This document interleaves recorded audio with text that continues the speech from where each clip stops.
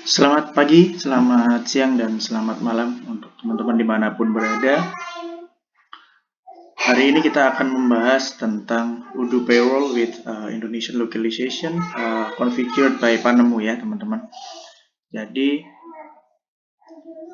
apa saja yang ada di dalam payroll Udu, lalu bagaimana salary structure-nya bila disesuaikan atau diadaptasikan dengan peraturan penggajian yang ada di Indonesia gitu. Jadi nanti kita akan melihat bagaimana konfigurasi dan juga template gitu ya untuk slip gaji di UDU ya yang sudah dikonfigurasikan oleh Panemu gitu. Oke, kita akan masuk ke modul payroll gitu, untuk melihat beberapa bentuk slip gaji gitu ya. Hanya contoh saja yang akan kita bahas hari ini, yaitu ada dua jenis payroll gitu ya, yaitu payroll untuk karyawan yang mempunyai gaji tetap dan juga untuk karyawan yang mempunyai gaji atau struktur gajinya itu nanti dihitung berdasarkan dari jumlah jam dia masuk seperti itu. Jadi ada dua kemungkinan ya, karyawan kita itu ada yang digaji sesuai dengan jumlah dia masuk atau gajinya itu tetap bulanan gitu ya. Oke, kita lihat dulu untuk beberapa atau isi yang ada di dalam payslip-nya ya. Oke, di sini saya membagi ada dua structure gitu ya, ada yang gaji bulanan tetap gitu, dan juga ada pekerja kontrak, dia nanti akan dihitung per jam gitu untuk gajinya. Oke, kita lihat yang pertama untuk pekerja tetap atau pekerja yang dihitung gajinya itu gaji tetap dalam 1 bulan ya. Oke, di sini ada beberapa baris, ada beberapa faktor, ada beberapa penghitungan seperti itu. Yang pertama ada basic salary untuk di dalam slip gaji ya. Jadi ini apa saja yang nanti akan tampil di slip gaji karyawan. Oke, di sini ada basic salary, di mana basic salary ini akan diambil dari gaji tetap dan termasuk dengan allowance-nya gitu ya, sesuai di kontrak masing-masing karyawan gitu ya. Di kontraknya itu nanti isinya apa saja dia akan masuk ke basic salary seperti itu. Lalu di bawahnya ini ada extra hours.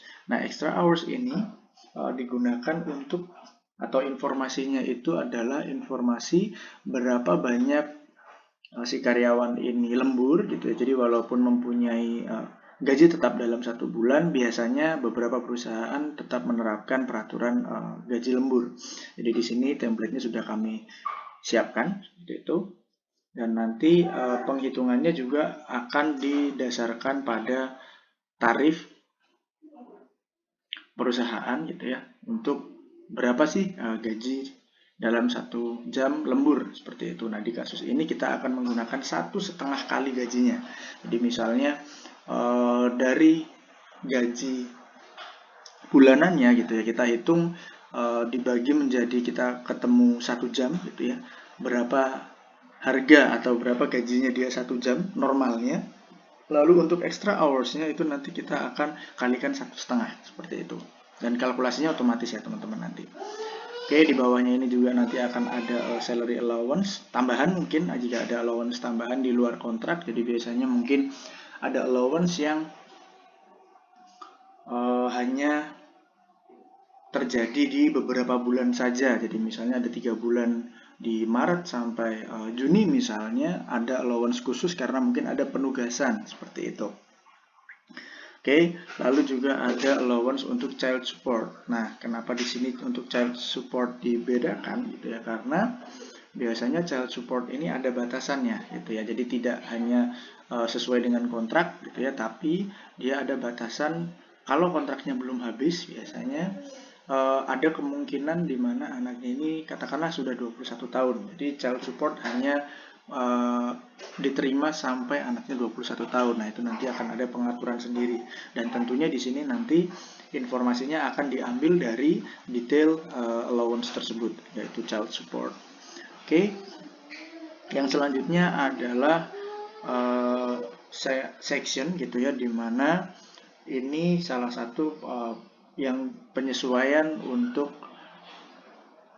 peraturan di Indonesia, yaitu dimana setiap karyawan harus didaftarkan atau diberikan tunjangan gitu ya untuk BPJS Kesehatan dan juga BPJS Ketenagakerjaan atau jam sostek, dimana BPJS Ketenagakerjaan atau jam sostek itu terdiri dari yang pertama ada BPJS Jaminan Hari Tua JHT, lalu JKK yaitu Jaminan Kecelakaan Kerja, yang ketiga ada JKM atau Jaminan Kematian, yang keempat ada JP atau Jaminan Pensiun. Nah, untuk BPJS Kesehatan, JHT dan juga JP atau Jaminan Pensiun itu sesuai dengan peraturan yang ada di Indonesia, dia dibagi menjadi dua gitu ya. Jadi katakanlah nominal untuk BPJS JHT dan juga BPJS Jaminan Pensiun untuk seorang karyawan katakanlah 100.000. Nah, itu berapa persen yang ditanggung perusahaan, berarti sebagai allowance ya, sebagai tunjangan, lalu berapa persen yang ditanggung atau dipotongkan dari gaji karyawan, seperti itu. Oke, jadi di sini ada dua jenis ya, ada yang ditanggung oleh perusahaan, ini, yaitu akan diakui sebagai allowance nanti, lalu dan juga ada section di mana BPJS-nya itu ditanggung sebagian oleh karyawan yang akan dipotongkan dari gaji yang dia terima, seperti itu. Oke, lalu kita akan membahas untuk net salary. Jadi net salary ini adalah dasar nantinya yang akan digunakan untuk penghitungan pajak, seperti itu. Nah, net salary ini didapatkan dari mana? Yaitu seluruh gaji dan juga allowance atau tunjangan yang diterima oleh karyawan. Gitu ya, dikurangi dengan pemotongan gaji yang dapat mengurangi tarif PPh atau mengurangi PPh yang harus dibayarkan. Contohnya di sini adalah pemotongan untuk BPJS Kesehatan, seperti itu. Dan juga JHT dan jaminan pensiun. Jadi tiga pemotongan ini itu bisa dikurangkan di net salary. Jadi dia akan mempengaruhi net salary untuk penghitungan gaji, seperti itu. Ada juga beberapa deduction yang digunakan untuk penghitungan PPh gitu ya, seperti tunjangan jabatan, lalu mungkin pajak yang sudah dibayarkan di lain bentuk gitu ya, atau di lain pendapatan, itu nanti kita akan bisa menyesuaikan dengan setiap keadaan dari karyawan. Namun yang kita bahas di sini adalah struktur standarnya terlebih dahulu, gitu ya teman-teman ya.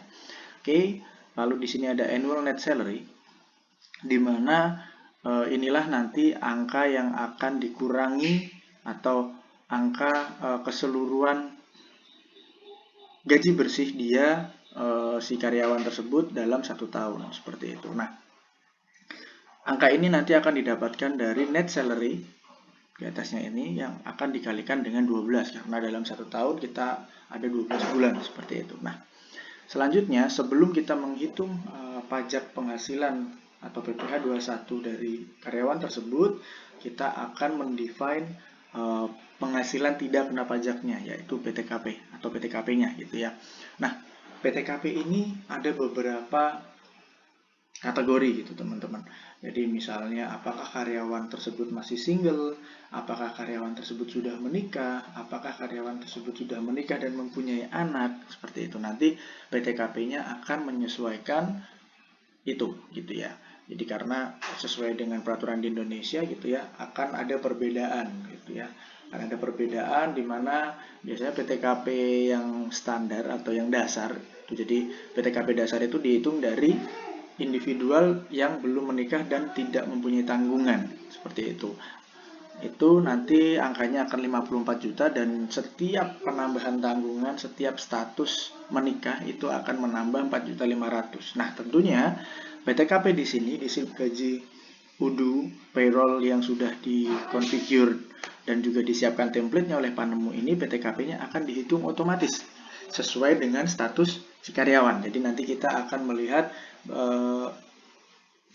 berapa tanggungan si karyawannya gitu ya, dan bagaimana penghitungan PTKP-nya gitu. Jadi dari private information-nya si karyawan, status, marital status, lalu berapa jumlah tanggungannya atau jumlah anaknya, itu nanti akan mengefek atau berefek pada penghitungan PTKP di slip gajinya, seperti itu. Nah, lalu setelah ada penghitungan PTKP atau penghasilan tidak kena pajak, kita akan bisa melihat atau mendapatkan hasil penghasilan kena pajaknya, di mana penghasilan kena pajak ini adalah hasil dari annual net salary dikurangi dengan penghasilan tidak kena pajak. Ya, jadi annual net salary itu pendapatan bersih atau gaji bersih dari seorang karyawan dalam 1 tahun, lalu dikurangi PTKP untuk 1 tahun, seperti itu. Nah, akhirnya ketemu penghasilan kena pajak. Nah, inilah nanti yang akan menjadi dasar atau dikalikan dengan tarif pajak penghasilan atau PPh 21 untuk karyawan. Seperti itu. Nah, dan di bawahnya ini ada 4 jenis PPh. Jadi ini bukan 4 jenis PPh ya. Jadi ini ada 4 tarif gitu ya. Ada perbedaan beberapa tarif PPh 21 untuk karyawan, yaitu di mana PPh 21 yang 5% yang pertama ini itu dia adalah untuk karyawan dengan dengan penghasilan kena pajaknya dalam 1 tahun itu penghitungannya adalah di bawah 60 juta gitu ya, sesuai dengan UU HPP yang terbaru. Jadi apa yang panemu buat ini nantinya akan sesuai dengan peraturan yang paling baru, seperti itu. Nah, lalu yang kedua ada PPh 21 dengan tarif 15% gitu ya. PPh 21 dengan tarif 15%, itu di mana penghitungannya adalah penghasilan kena pajaknya itu di bawah 250 juta. Jadi di atas 60 juta, gitu ya, di atas 60 juta dan di bawah 250 juta. Nah, itu nanti akan ada penghitungan sendiri karena dia perlu dikalikan dengan 5% dan juga 15%. Jadi tarifnya istilahnya tarif progresif ya, semakin banyak penghasilannya itu nanti akan semakin besar tarif penghitungannya. Namun di Indonesia ini ada beberapa ketentuan gitu ya. Misal contoh PPh 15% atau tarif 15% itu tidak seluruhnya dikalikan 15%. Jadi tadi yang 60 juta tetap dikalikan 5%, lalu sisanya sampai 250 juta dia akan dikalikan 15%. Begitu seterusnya sampai ke PPh 35%, di mana teman-teman nanti bisa melihat informasinya di pajak.go.id gitu ya. Lalu selanjutnya ada segmen penambahan dan pemotongan gaji di luar salary slip normal gitu ya. Di sini ada reimbursement dan juga assignment of salary, di mana reimbursement ini adalah penggantian uang gitu ya dari apa yang dikeluarkan karyawan. Jadi biasanya di beberapa perusahaan karyawan ini boleh mengeluarkan atau membayar suatu biaya gitu ya, misalnya katakanlah makan siang dengan klien. Nah, itu biasa ada beberapa perusahaan juga yang membuat peraturan bahwa reimburse dari biaya tersebut itu akan dijadikan satu dengan slip gaji. Jadi ketika penerimaan gaji, seluruh reimbursement akan dilakukan di situ. Lalu yang selanjutnya adalah pemotongan gaji. Nah, pemotongan gaji di sini adalah memuat informasi di mana gaji tersebut itu dikurangi secara otomatis karena si karyawan misalnya mempunyai cicilan atau utang bank misalnya. Nah, di utang banknya itu ada perjanjian di mana cicilannya ini akan dipotongkan secara otomatis ke perusahaan. Jadi melalui gajinya, seperti itu. Itu bisa ditampilkan di sini juga. Nah, di bagian terakhir yaitu take home pay. Take home pay ini adalah berapa banyak uang yang diterima oleh karyawan.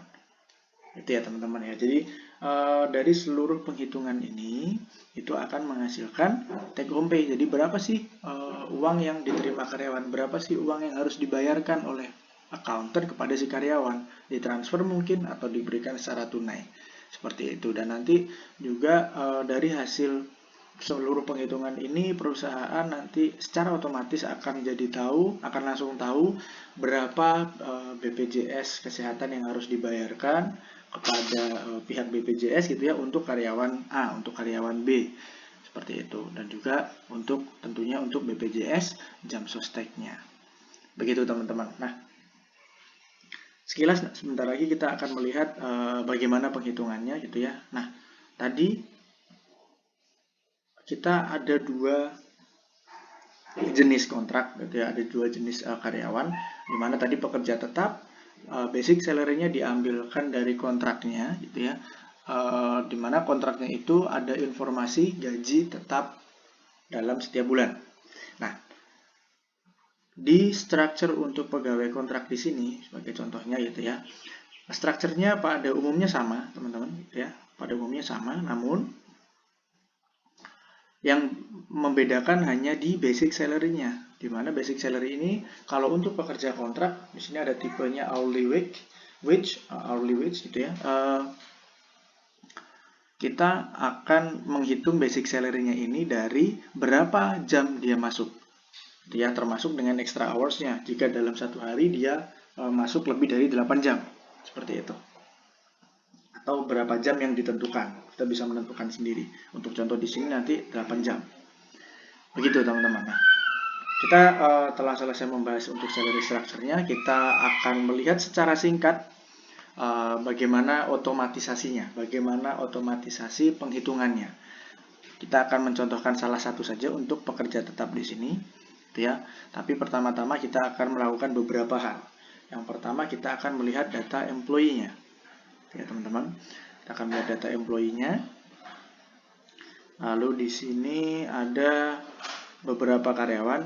Nah, kita akan membuka salah satu di mana ini Ignatius ini sebagai manajer, dia merupakan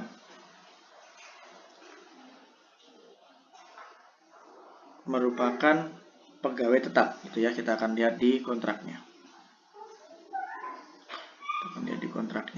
Nah, ini dia ada kontrak type-nya adalah pekerja tetap, dan di sini salary structure-nya adalah monthly wage ya, di mana gaji bulanannya dia itu adalah 4.500.000 seperti itu ya.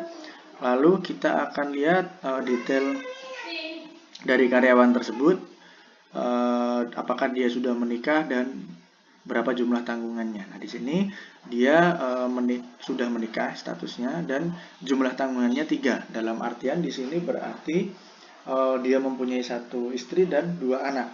Nah, seperti itu. Jadi jumlah tanggungannya itu 3. Oke. Untuk sekali lagi penghitungan ini atau informasi marital status dan juga jumlah tanggungan ini itu akan mempengaruhi penghitungan penghasilan tidak kena pajak atau PTKP, seperti itu. Oke. Lalu tadi kita juga akan ada structure di mana reimbursement, seperti itu ya teman-teman ya. Jadi berapa banyak expense yang dikeluarkan oleh karyawan tersebut, lalu akan di-reimburse di payslip, seperti itu. Oke.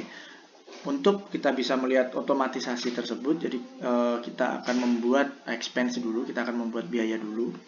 Jadi kita buat biayanya. Oke, sebentar, maaf. Kita akan buat ya. Yaitu misal katakanlah pengeluarannya adalah makan siang atau lunch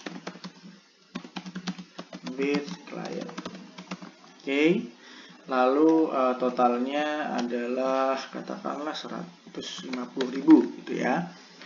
Lalu tanggalnya berapa? Katakanlah itu kemarin hari Jumat, tanggal 18 misalnya. Oke.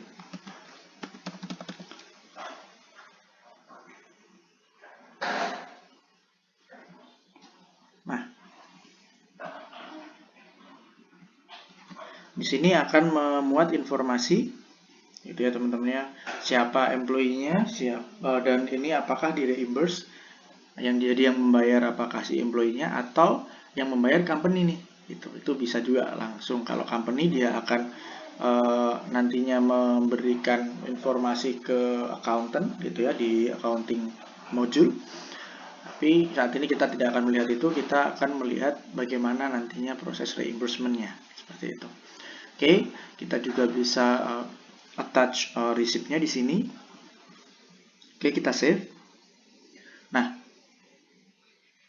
katakanlah ini posisinya bukan manager gitu ya, kita harus membuat reportnya. Kita juga bisa attach receipt-nya ya. Kita create report untuk disubmit ke manager untuk di approve seperti itu.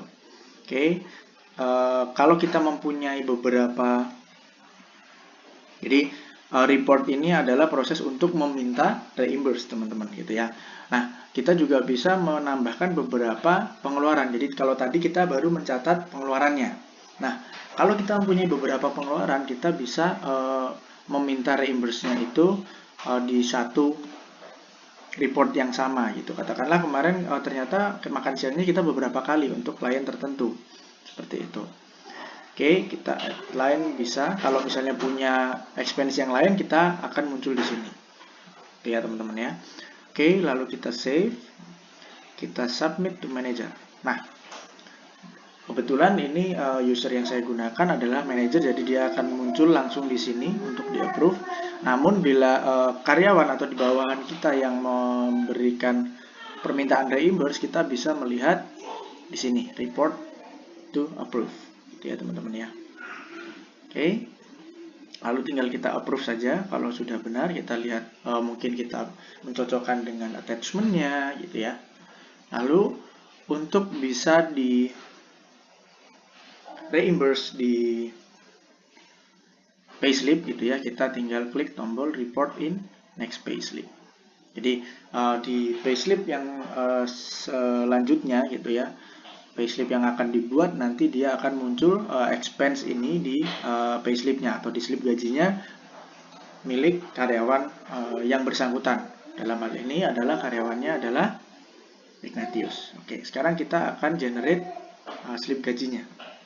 Nah, mengenerate slip gaji di Odoo gitu ya, itu bisa dilakukan secara massal, yaitu dengan membuat batch atau membuat slip gaji untuk bulan Maret sekaligus itu untuk semua karyawan. Gitu ya, caranya dengan membuat ini batch ini, tapi saat ini kita hanya akan membuat untuk satu orang saja untuk melihat bagaimana penghitungannya itu ya teman-teman ya. Oke. Lalu kita akan buat create payslip untuk Ignatius tadi ya teman-teman. Oke, dia akan secara otomatis langsung load data untuk strukturnya karena dia pekerja tetap, maka strukturnya dia akan pekerja tetap. Oke, kita save terlebih dahulu. Nah, setelah kita save teman-teman, kita di bawah akan melihat bahwa dia si karyawan tersebut mempunyai info, dia punya expense. Jadi expense ini akan di reimburse nantinya, gitu ya. Nah, untuk pencatatan reimburse-nya, gitu ya. Di sini juga kita bisa melihat expense-nya apa. Ya ini, kita kembali ke salary slip-nya.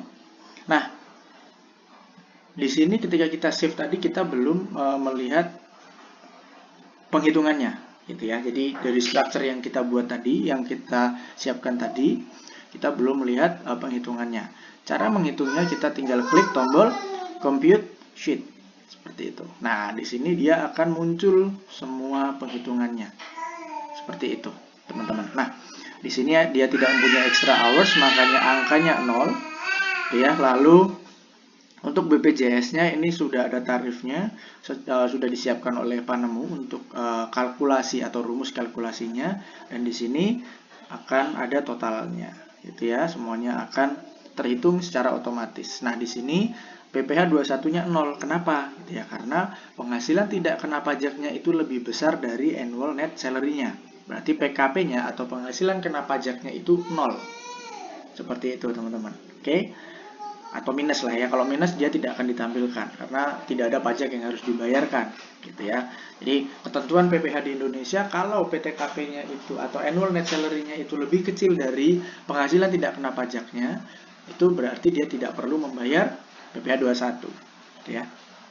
Dan di sini ada keterangan reimbursement tadi dari expense, yaitu 150.000 totalnya tadi ya teman-teman ya. Itu. Oke.